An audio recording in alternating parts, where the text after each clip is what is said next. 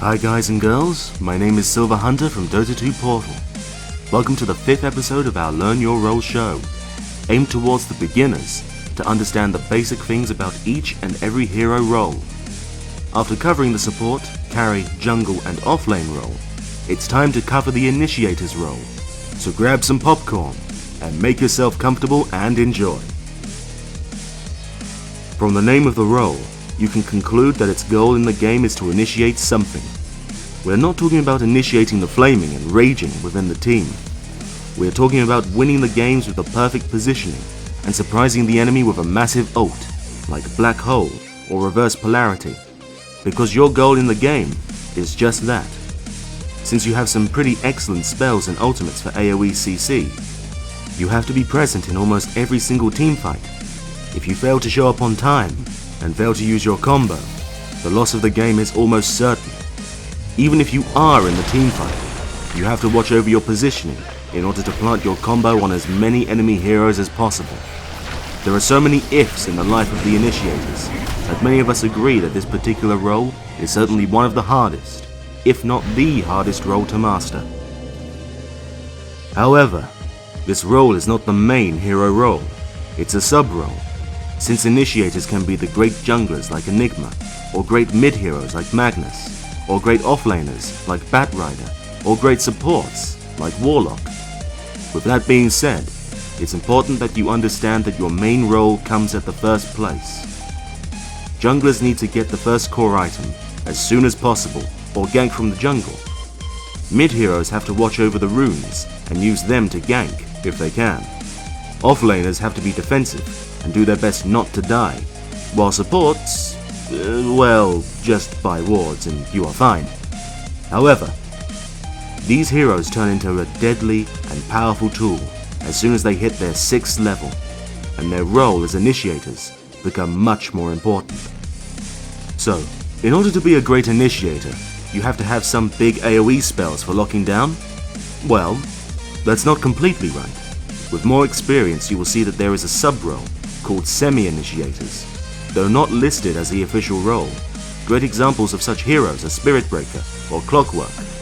They have the ability to initiate on single targets and have the HP to survive the incoming enemy hate. These Semi-Initiators are here to drive away the attention from the main Initiator in their team. By doing that, more often than not, the enemy team will focus their hate towards the Semi-Initiator to bring him down and forget about their positioning. Take a look at the following example. Spirit Breaker charges into the enemy team, initiating the fight. He immediately gets focused down by the enemy heroes, who cluster in the narrow space around him. They've forgotten about the Spirit's backup, called Enigma, who is on his way to land a perfect 5-man black hole. Another example can be seen here. Dire decides to initiate the teamfight by sending the Tiny in the river. Radiant tries to take him down and punish him for his bad positioning, but one of the Dire supports uses a 4-star to bring him back. In that moment, Magnus rams into the clustered enemy team and lands a great 4-man RP.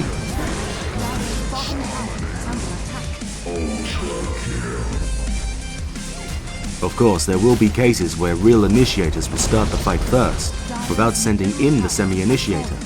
That situation is ideal, since you don't risk your Semi-Initiator dying in the process. If playing as the real Initiator, you should always keep an eye on the enemy positioning and react in a split second to punish them. But, if you end up having the problems with landing your combo, then your mid-hero, or other hero with a lot of HP, or some great Semi-Initiating ability, should initiate first, and make room for you. Great Semi-Initiators, and fairly easy for beginners, are Vengeful Spirit, with her swap ability, Beastmaster with his Roar, Tusk with his Snowball, Alchemist with his Stun, Huskar with his Ultimate, Night Stalker during the night, Spirit Breaker with his Charge, Undying with his Tombstone, Treant with his Overgrowth, and others. But the real Initiators are the following. Though some of them could not be great for beginners: Earthshaker, Magnus, Batrider, Darkseer, Enigma, Lich, Outworld Devourer, Puck, Warlock, and others. So what's the conclusion? First of all, You have to understand whether you are a semi-initiator or a full initiator. If you are a semi-initiator, then I am sorry to say that you will be the one who should initiate most of the fights, and probably die in the process. If you end up playing as the real initiator, then it's way too important to land your combo on at least 3 people, or 2 key heroes in the late game, like carries. Don't be impatient. Coordinate with your team. Make sure to notify them if your ult's still on cooldown, and practice, practice, and practice.